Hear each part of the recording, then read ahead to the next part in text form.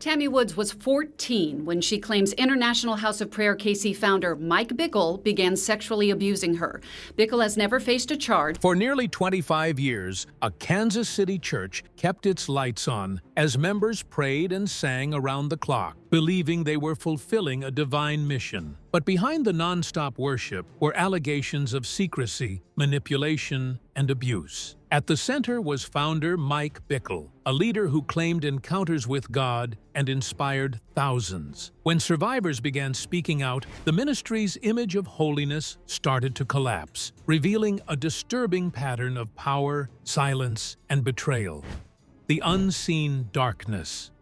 For nearly a quarter century, the International House of Prayer in Kansas City operated with its lights burning day and night, a constant stream of worship and prayer echoing within its walls.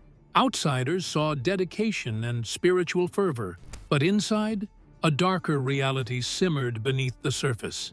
Allegations of abuse and misconduct began to surface, shattering the carefully constructed image of holiness and devotion. The greatest shock wasn't just the accusations themselves, but the culture of silence that allowed them to persist for decades. Staff members and followers alike were often kept in the dark about what truly happened behind closed doors. Offices where Mike Bickle worked were locked with deadbolts from the inside, barring questions and limiting transparency. The ministry preached purity and spiritual authority, yet underneath, a pattern of grooming young women for personal and inappropriate relationships was carefully concealed. For years, victims stayed silent, bound by fear, shame, or manipulation, giving the facade a disturbing strength. One of the most chilling aspects was how nearly everyone involved believed they were part of something sacred and extraordinary. Mike Bickle was seen as a prophet, someone who had direct communication with God and had even claimed visits to heaven. His followers respected his spiritual authority deeply, making it all but impossible to challenge him openly. This mix of reverence and control created an environment where abuse could take root and flourish. The allegations themselves were not isolated or accidental. They stretched over 40 years, with multiple women accusing Bickle of grooming, manipulation, and abuse. Those who tried to speak out often faced disbelief or dismissal, reinforcing the silence further. It was only when one woman heard a story on a podcast that mirrored her own experience that the quiet began to crack, inspiring others to come forward. What followed was a reckoning that no one could have predicted. Amid this darkness, there was a broader conflict between the glowing public image and the hidden reality. Mike preached scandal-free living and counseled others on faithfulness, all while maintaining a secret life that contradicted everything he taught. This duplicity widened the gulf between appearance and truth, leaving followers confused and betrayed as allegations came to light. Trust, once unshakable, came crashing down. The unfolding revelations challenged not just an individual, but the very system that allowed such a ministry to grow unchecked. Layers of spiritual authority, institutional protection, and communal denial formed a fortress around Bickle's actions. Understanding how this system worked and failed would become key to grasping the full scope of the story. Silence, it seemed, was the ministry's most effective weapon. Behind the worship and fasting routines lay an unspoken rule: question nothing, obey always. The longer the church stayed silent, the deeper its complicity grew. This unseen darkness would come to define the true legacy of the International House of Prayer as survivors slowly found their voices. What once felt untouchable now faced exposure, and the consequences promised to be far-reaching. The cracks in this foundation of secrecy opened pathways for truth, beckoning a closer look into the man at the center of it all, Mike Bickle, and how his journey shaped a ministry that many viewed as miraculous, yet hid devastating pain. Mike Bickle's rise and influence. Mike Bickle's story begins far from the pulpit, in a rough Kansas City neighborhood shaped by a tough family life. His father was a boxer with a reputation for a volatile temper and struggles with alcohol. a background hidden beneath the polished image Mike would later craft. As a young man, Mike was intense and hardworking, a football player who initially held little interest in faith. However, his life changed dramatically at age 15 during a Christian sports conference. It was there, in a gym full of sweaty bleachers, that Mike felt a profound spiritual calling. Hearing a rising NFL star speak about faith, strength, and God, he claimed to experience a moment where God reached down and chose him. This origin story became a cornerstone of his identity and ministry, told repeatedly from stages and pulpits, casting him as a divinely appointed leader. Yet beneath this tale lay the beginning of a different power, one rooted in charisma and control. Moving swiftly beyond college, where he dropped out after 2 years, Mike began leading Bible studies and preaching at small churches. His message emphasized the reality of demons, spiritual warfare, and direct communication with God. People were drawn to his fervor and conviction, setting the stage for rapid growth. By the early 1980s, he had formed the Kansas City Fellowship, a church with explosive expansion potential fueled by loud worship, prophecy, and intense emotional experiences. Mike's ability to captivate and command attention grew alongside his reputation. He embraced the title of prophet, positioning himself as a man who heard God's voice directly and spoke with divine authority. This role came with immense influence, allowing him to guide thousands with prophetic direction on everything from personal life decisions to spiritual battles. His followers saw him not just as a pastor, but as a mouthpiece of heaven itself. Alongside his rise, Mike attracted a circle of like-minded prophets who reinforced his spiritual dominion. One of the most notable was Bob Jones, whose bizarre claims of heavenly courtrooms and personal deliverance fit well within Mike's worldview.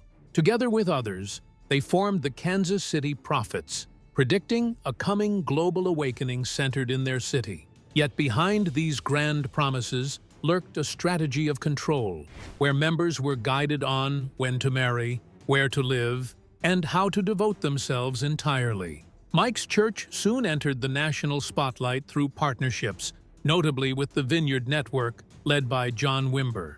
Though initially promising, tensions grew as accusations of spiritual abuse surfaced. A lengthy document detailed manipulation by Mike's leadership and scandals involving prophets removing women's clothing during sessions shook the network. These incidents were quietly handled at first, but the cracks in Mike's empire widened, culminating in the Vineyard severing ties by 1996. Rather than signaling the end, these setbacks emboldened Mike. They galvanized his vision for a ministry free from outside control, a place where he alone dictated the spiritual and personal lives of followers. This vision led directly to the creation of the International House of Prayer in 1999, a movement defined by unceasing worship and tight community control. Mike's rise was marked by increasing power, unquestioned authority, and a growing network of devoted followers willing to give him complete obedience. As the circle around Mike grew tighter, so did the mechanisms of manipulation that would later ensnare vulnerable young women desperate for belonging and purpose. Grooming and manipulation tactics. One of the darkest and most disturbing aspects of Mike Bickle's ministry was his calculated grooming of young women, often under the guise of mentorship and divine election. From the early 1980s, stories emerge of how Mike targeted impressionable teenagers, weaving a narrative that they were specially chosen by God, creating a powerful sense of destiny and obligation. This grooming began innocuously enough: rides to school, notes of encouragement, personal attention, but soon crossed terrifying boundaries. A 14-year-old girl named Tammy, tasked with babysitting Mike's children, became one of the earliest known victims. Encouraged by fears of demons and spiritual danger, she trusted Mike's warnings and affections. He told her his wife would die soon and that she was destined to marry him. a manipulation so profound it shaped her entire sense of reality. Physical abuse followed, alongside emotional control tactics, including grooming her to look and behave like his wife. Tammy was trapped in a cycle of abuse and silence for over 4 decades. This pattern repeated with other young women over the years. Mike's tactics varied from secret meetings in isolated places to public prophetic declarations naming women as future leaders or brides of Christ. He used spiritual language to mask his true intentions, binding victims with promises and threats that made resistance nearly impossible. Many women were isolated, sleep-deprived, and pressured to fast, conditions that weakened their ability to question or escape. The secrecy was reinforced by explicit instructions to lie on his behalf if questioned. This created a network of silence that protected Mike and maintained his public image. Even after victims grew up, started families, or moved away, they often preserved their silence out of fear, shame, or misplaced loyalty.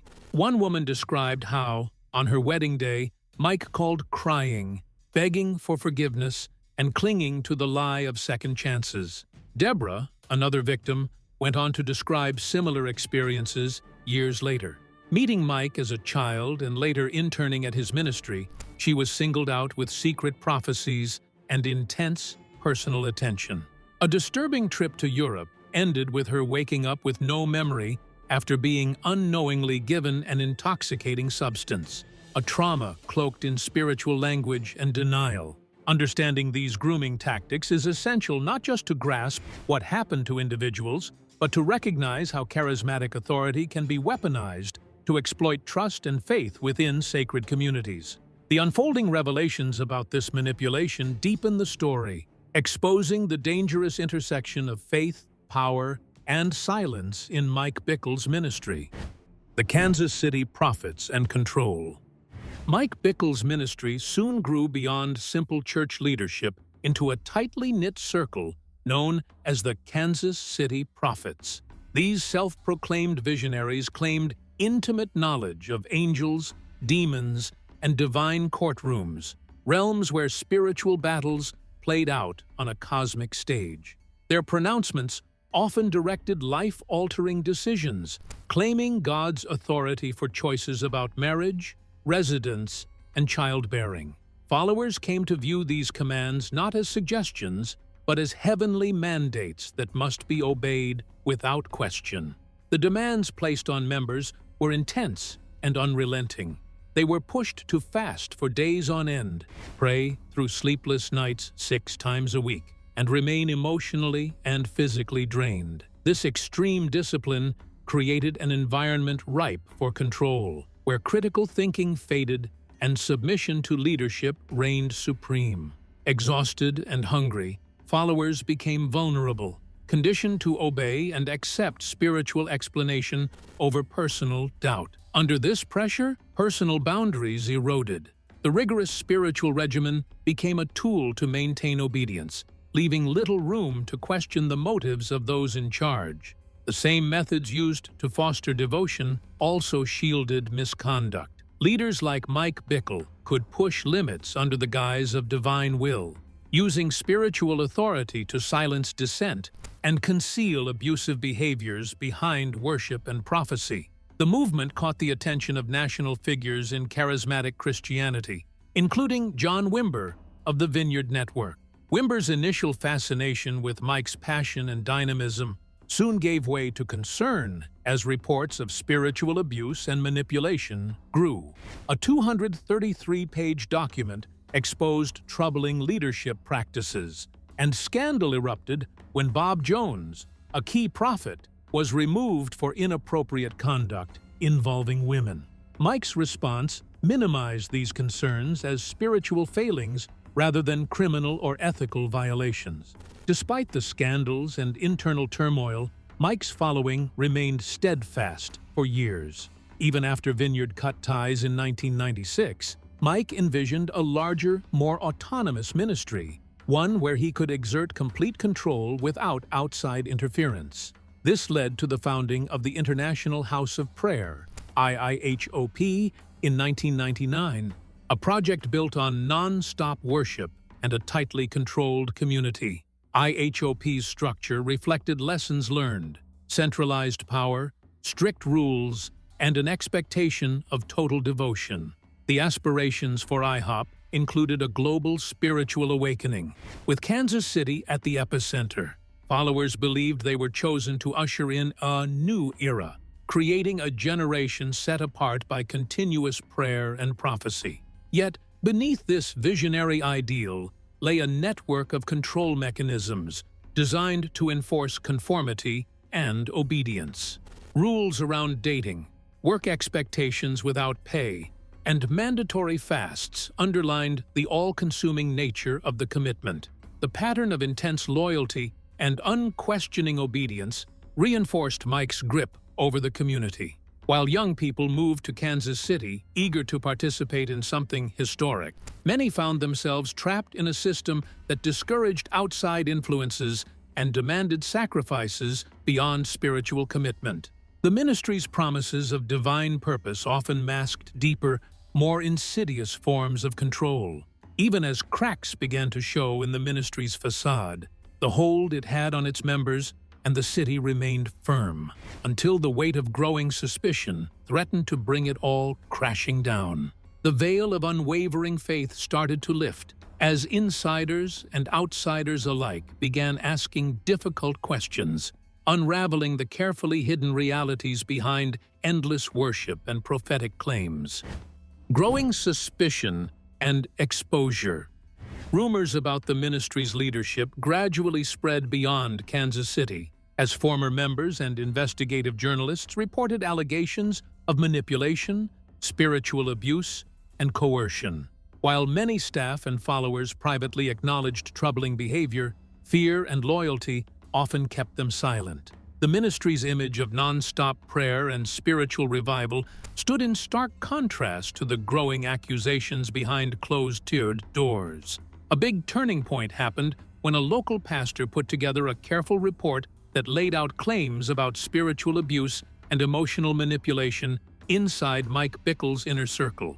That report sort of stitched together scattered allegations, but the ministry answered mostly with internal steps, like trying to contain everything, instead of coming out and facing the deeper issues in a straightforward way. The attention kept growing after Bob Jones, who was one of Mike's nearest prophetic allies, admitted to improper conduct during prophetic ministry sessions. Even with his quiet removal and no real public accountability or legal consequences, the whole thing made people feel like serious misconduct was being handled as a private spiritual matter, not something that should be treated like a justice issue. Support from other institutions also started to thin out. In 1996, the Vineyard Network cut ties with Mike's church after years of conflict involving leadership and ministry practices. Instead of stopping his influence, the break somehow helped Mike move forward, and he went on to start the International House of Prayer. That new ministry had more independence and less outside oversight, which also changed the way the situation could be checked or questioned later on. Over the years, more former members shared accounts of grooming, secrecy, and abuse in private conversations. Those stories gained momentum decades later when survivor Deborah came forward after hearing a podcast describing similar experiences. Her decision encouraged others to speak, revealing consistent patterns that prompted independent investigations and forced public acknowledgement of the allegations. The ministry's response remained limited, issuing only brief statements while avoiding detailed explanations. Independent investigators later identified at least 17 survivors, intensifying calls for accountability and reform. The scandal also contributed to legal changes in Missouri, including removing statutes of limitations for abuse cases and banning secret settlements. Although Mike Bickle admitted in writing to inappropriate behavior spanning more than 2 decades, he has not been criminally charged. Even so, survivor testimony and independent investigations permanently reshaped the legacy of a ministry once known for its continuous worship. As these truths came to light, the same prayer rooms still streamed incessant worship, a stark reminder of the tension between sacred ritual and human failings. Aftermath and accountability.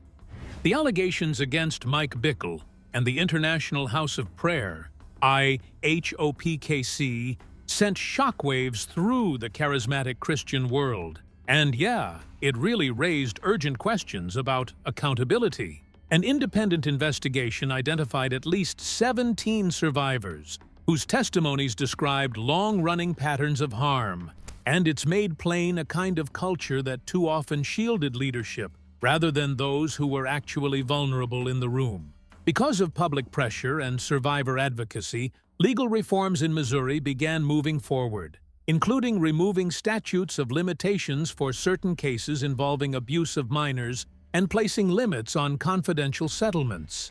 Those reforms, named after one survivor, became a real turning point for protecting future victims, and it also encouraged others to speak up when they're ready. Even so, although Bickle admitted to inappropriate conduct stretching over more than 2 decades, he hasn't been arrested or criminally charged, and his case keeps fueling the broader debate about the difficulty of legally holding influential religious leaders responsible when accusations surface years later after a lot of time has already passed. IHOPKC got formally separated from Bickle during the investigation, and a bunch of senior leaders resigned too, kinda suddenly. While the ministry has tried to pull away from its founder, a lot of survivors still feel these steps arrived way too late to really undo what happened.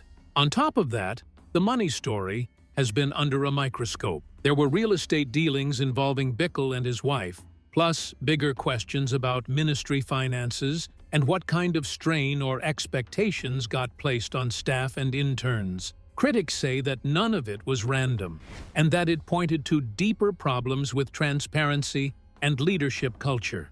Even now, the ministry's prayer room keeps streaming worship 24/7.